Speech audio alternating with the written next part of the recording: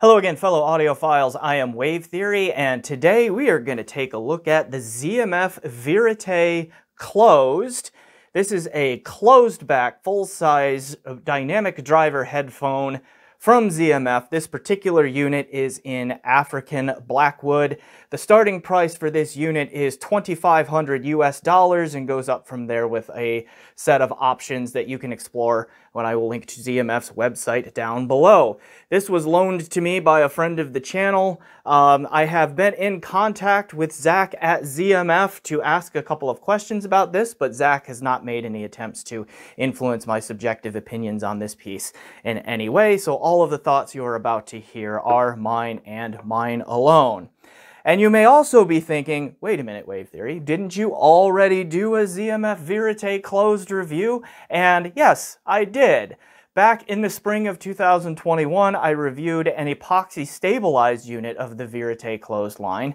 This one is an all-wood cup edition here. So I will also explain why I am doing a second Verite Closed review here on the other side of shameless self-promotion. So, full review and that explanation right on the other side of shameless self-promotion. Let's do that. Hey, thanks for watching this video. Please remember to hit that like button, and if you haven't, please subscribe. Also, I have a Patreon set up so that you can help support me on a monthly basis, and I've set up a PayPal donation so that you can help me out in that way too if a monthly subscription does not make sense for you. Links for all of that, including the benefits, in the description below. Please check those out. All right, on with the show. All right, so why do a second review of the Verite Closed? Well, a handful of reasons. Number one, the most obvious one to me being this is an all-wood cup rather than a combination of wood and an epoxy material as the epoxy stabilized version that I reviewed last spring was. And I think I said spring of 2021 in the intro there. It's actually the spring of 2022 when I did that. We just had the turn of a new year here and I got a little bit confused. Apologies. All right, moving on here. So, do you get the same listening experience going from a different cup material combination to a solid wood material here is one question that I had. The other aspect of that is, as I reflected back on that review that I did of the epoxy stabilized Verite Closed, I kept coming away with the impression that I may not have gotten a representative unit. I don't know for sure if that's true or not, and after listening to this one, it kind of initially confirmed that maybe I hadn't, but on the other hand, maybe it wasn't too far off either, and so we'll get into me unpacking that. So that is another reason that I wanted to try another Verite Closed, is, hey, what if I really didn't have the experience that I was supposed to have? And so I'll jump into that too. This also gave me an opportunity to open a dialogue with Zach Murbach at ZMF and ask him some questions because I will say, right here from the start, I do hear differences between this set and the set that I reviewed back last spring. And I asked Zach about that, and I will tell you more about his answers here in a little bit. Okay, so that's another reason that I wanted to dive into this. And then another thing is and I hope, I am under an avalanche of gear right now, but I hope to revisit some pieces that I have previously reviewed on this channel, a matter of several months, maybe even a year plus now ago, because I think it's helpful to just come back to some pieces that, again, that I haven't heard in a while and say, all right, does my opinion that I publicly stated previously hold up? Does it not? All that. So I have several pieces, and this is kind of sort of one of them. This one, again, is a little bit different than a previous one. It's made a little bit differently and all of that, so it's not exactly that. But, I've got Susvara in. I have the original Utopia in.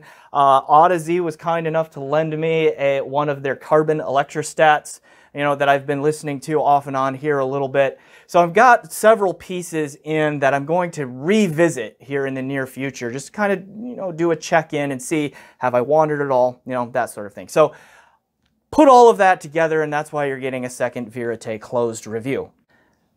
Now, one thing that might get in the way of that, or at least one critique that I could see of taking that approach of revisiting pieces or trying to compare something like this to something that I heard months ago, some are gonna scoff at that a little bit and say your sound memory isn't that good. If you don't have them directly to A, B, it doesn't matter.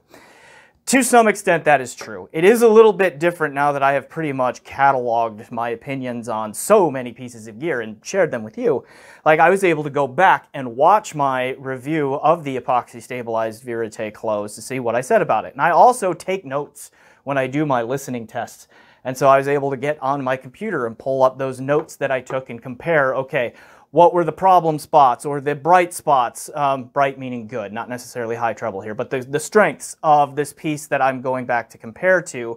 How am I hearing those same things on those same tracks and as best as close to those same signal chains as I can with the new piece? So I can do things like that.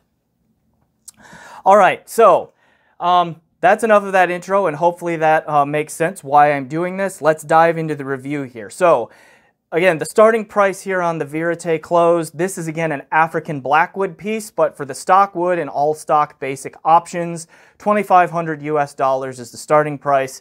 They have a 300 ohm nominal impedance with a 99 decibel per milliwatt sensitivity. That's all pretty close to standard ZMF stuff.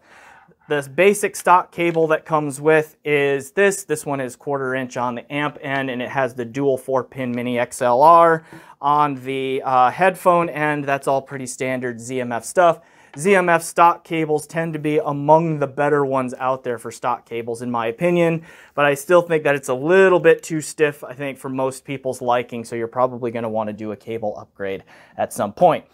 Most of my listening on this one, I used my Forza Noir Hybrid HPC cable because it has an XLR termination on the amp end, and that allowed me to plug this into various amplifiers that are balanced in nature. All right, other than that, like, I don't want to spend a ton of time on the build here because I've talked about ZMF build, a lot on this channel. It is classic ZMF build. I mean, I'll hold up that Blackwood Cup there for you to get a good look at here for a little bit. Probably some reflection of room lights on there because they are very highly polished and shiny and reflective. Okay, so that's something to keep in mind on there too. Okay, we'll use this vantage point here to talk about pads, because one thing that happens when you buy ZMF is you usually get a few different pad options. So here's a card that commonly comes with their stuff here. And we see that this particular unit, when it was bought, it came with installed O-Tour Lamb pad, and then Universe Suede Solid came as the second option. Okay, so this is the O-Tour Solid right here. Okay, all right, O-Tour Lamb, I should say. And that's what you saw me shoot most of the video with, just because that happened to be the last set that I had on there for my listening tests. I definitely tried the Universe Suede, and then I stole the Universe Perforated Lamb off of Mr. Errett's Verite Open to try on here too. And then also, if you're curious, that is what the Verite Closed looks like. And you see the beryllium drivers in there all nice and shiny, okay, when you take the pads off. So I will circle back to how each of these sound here when we get to the description of the sound later on in the video. But I will have a lot of general thoughts because there are some similar characteristics in the tonality here that change a little bit. Like, there are definitely sound differences, but I did not find them to be huge, honestly. So I will come back and discuss those more in the sound description here in a little bit. Now, the big build element that I notice here is this particular unit is very heavy. My postal scale, which is not the most accurate thing in the world, measured the mass of this at 675 grams.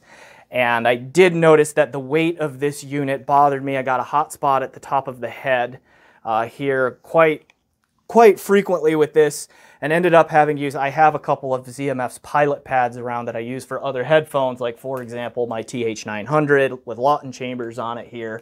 But something like that I think is important to pick up for some of these, because again, this unit is heavy and it did get uncomfortable for me on that regard. But with a pilot pad, it was fine. The weight didn't bother me then.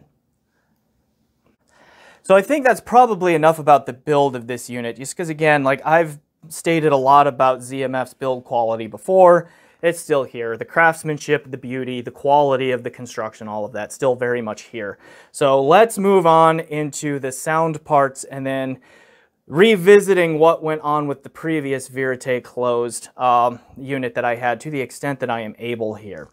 So real quick, test gear. I've had a plethora of test gear in to use this on since it's been here. So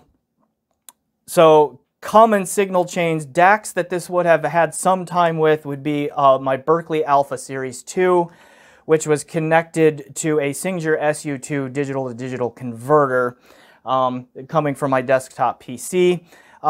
Let's see. Shit Bifrost 2/64 would have been in here. I have a Musician Pegasus in for review that also would have gotten some time with this. And then this was also plugged directly into my Cord Hugo 2 for a time. Amplifiers would include my Vioelectric HPA V281, the i-Fi, I always get the order of this wrong, but it's the i-Fi Pro iCan Signature Edition, I believe. Okay, so that one would have been used here some. I'm pretty sure my Lake People G111 Mark II was used a little bit, and then we always hear that the Verite line sounds best off of tube amps, and I used 2 of them. One of them was my KNHA1A Mark II, and the other one that I had in for a while was the Linear Tube Audio, or LTA Z10E, which I am working on a review for and hope to get out in soon. Okay, so I was able to hear this on a really high-end tube amp as well with that. And then briefly, I got an amp in from a new company, also a headphone, that one right there, from, I believe it's Slovenian company, Verite, and if I mispronounced that, I will fix that when I get around to the review. Okay, but he sent me the Perfitus amplifier from his line, and so I plugged this into that as well. This is the Mania headphone from them, by the way, and so I'm working on a review for that and all of those, for those things too. Okay, so general observations.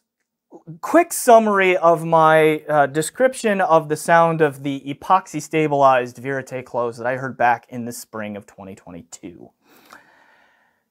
It, from a frequency response standpoint, was not what I was expecting. Like the Verite line has been around for a while now, and if you go around and you look at both YouTube reviews and just written reviews around the web, you hear about a warm signature with a fair amount of mid-bass physicality, so some good punch to the bass and all of that, and just a generally like smooth, sweet timbre. Like ZMF is known for their very natural timbre and all of that.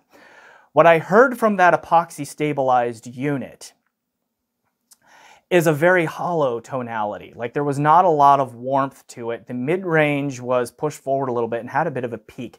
And I have written down in my notes, and I also remember very vividly, because I was very surprised by this, like there were some instruments and even voices that would hit right in a, like kind of in that shout and honk frequency range that would be too much for me. And I would literally flinch because it would be painful for me to hear those. An example that stands out would be the track Alive by Hiromi, okay? The jazz pianist that she did when her trio project. Okay, in that track, she would hit some singular piano notes that are kind of right in those, that upper mid-range there, and I was just, ooh, it was too much. And I looked at the signal chain that I was using in my notes where I have that written down, and it was the Berkeley into the KNHA1A Mark II.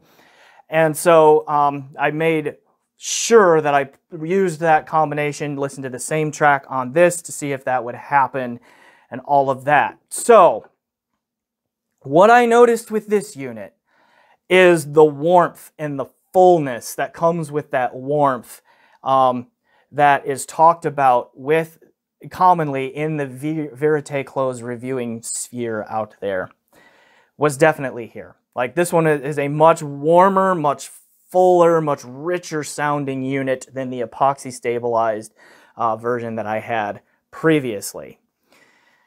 The mid-range is also not pushed as forward, at least it doesn't have that peak that the previous unit did that I described there either. So that same track by Hiromi, the piano key strikes did not bother me. They were a little bit forward still, but they were not painful or make me flinch in any way. And I turned them up really loud to make sure that I wasn't just imagining things. It handled it okay. So there was definitely an overall frequency response sound signature difference between this unit and the epoxy stabilized unit that I had last spring. Namely, the mids are not as forward and aggressive on this unit as they were that previous unit, and this unit has much more of the warmth and fullness through the mid bass and lower mids that the other one lacked. So to me, the standout tonality trait of the previous epoxy stabilized unit that I had was hollow. Okay, this one I would say is more like warm. Okay, so that comes through. Now, that is a noticeable difference. It's not completely different though, because to me the mid-range presentation here is also a little bit uneven.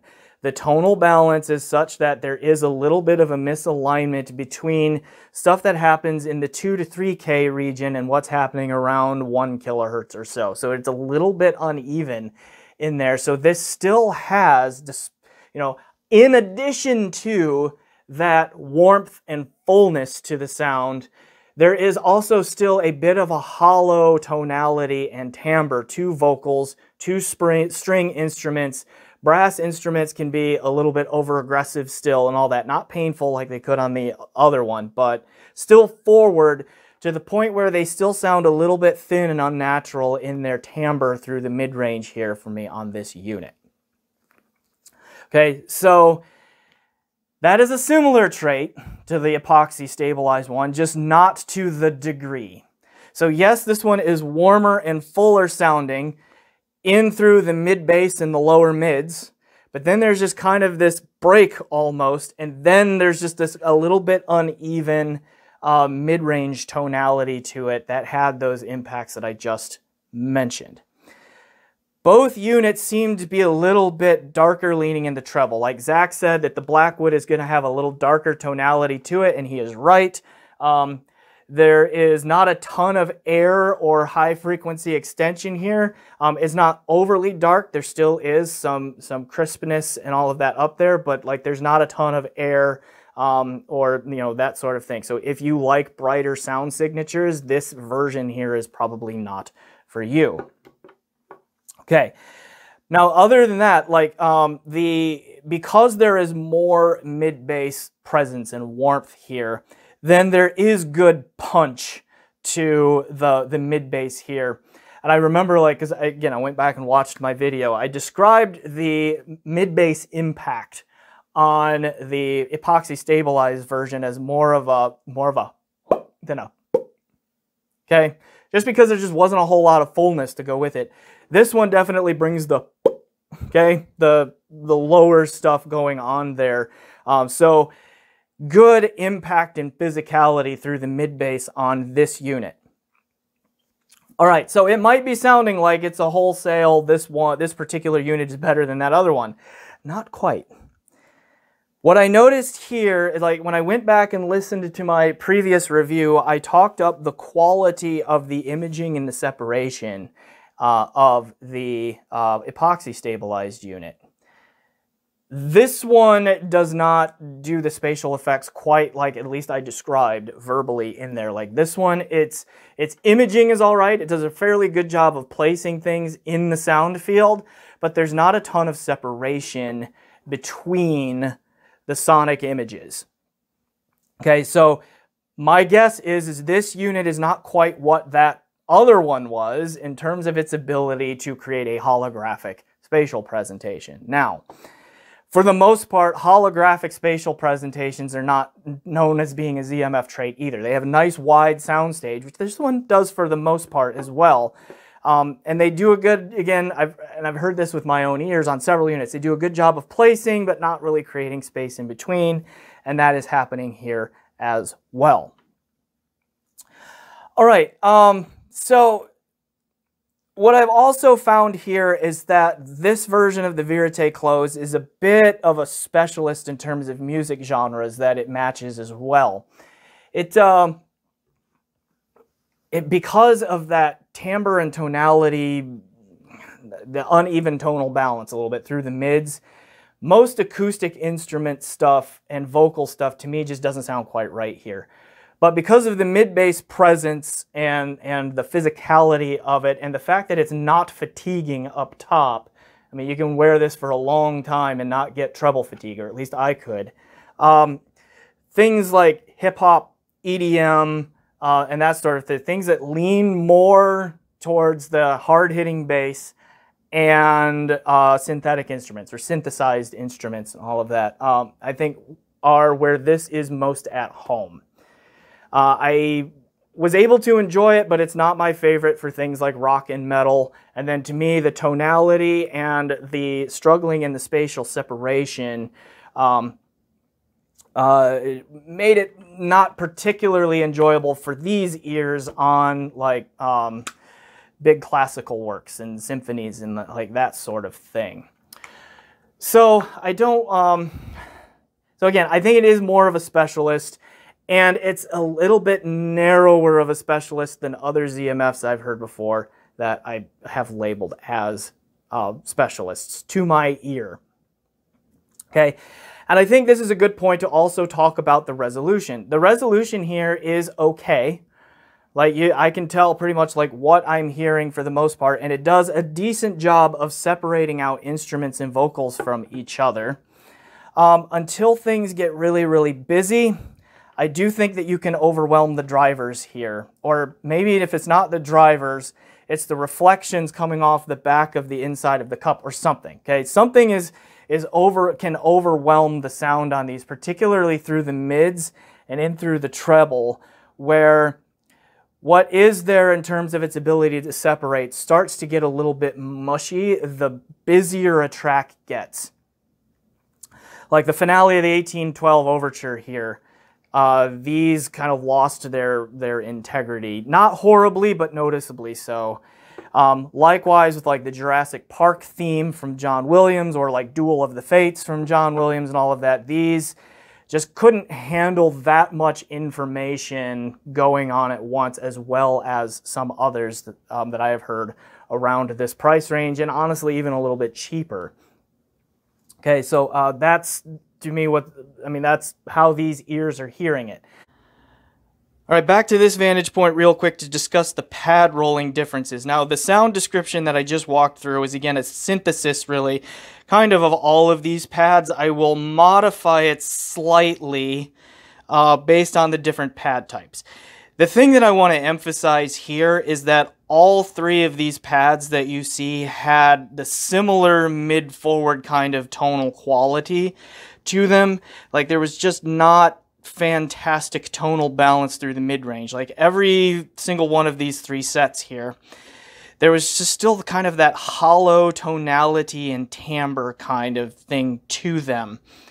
And the question that it varied to really was degree on these. Like, the perforated universe here, to me, was the most hollow and definitely had an upper mid peak to them. This was the one that, it also was brighter, so I don't know that I'd call the Headphone overall bright or shrill or sharp, but this one brought out the most air and the most treble, but definitely sacrificed some of the low-end presence and impact, and further emphasized that upper mid forwardness that can create a little bit of shout, a little bit of honk, and there's just that general hollow tonal balance to it. I would say that the universe suede here was kind of in the middle of these two in terms of its amount of warmth. It had a little bit more treble presence and brightness than the Auteur pad did, but in general was, again, it was in between here. It may have had just a little bit wider and little bit more spatially coherent, like spatial separation than either of these two did. Not by a ton, but just enough to be noticeable, but like not enough to catch the Verite Open or some of the other closebacks that I have on hand to compare to. So that helped there. And I think that this one was probably the most chill in that mid-forwardness, but still not great.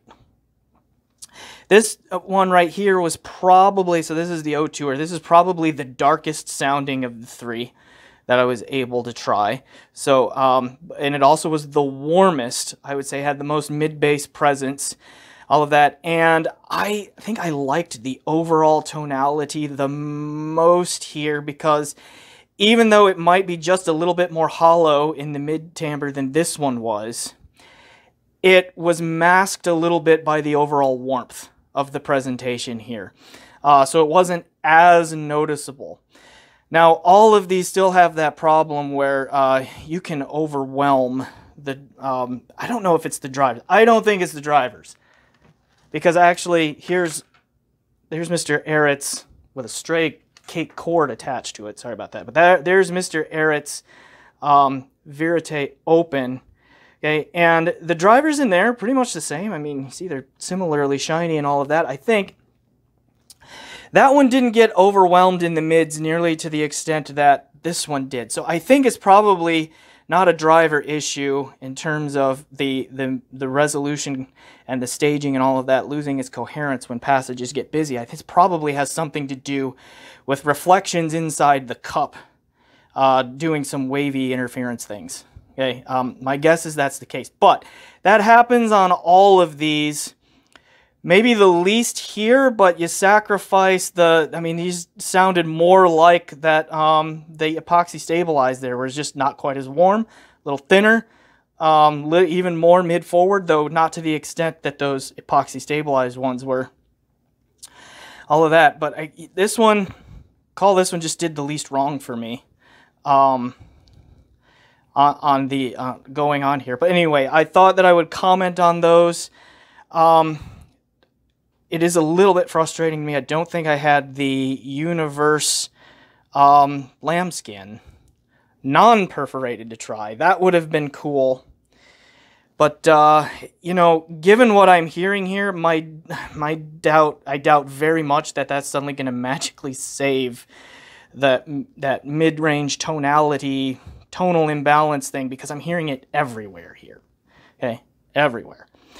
All right, so those are thoughts on pads, and we'll go back to me on camera talking about other things. Let's talk about some comparisons then.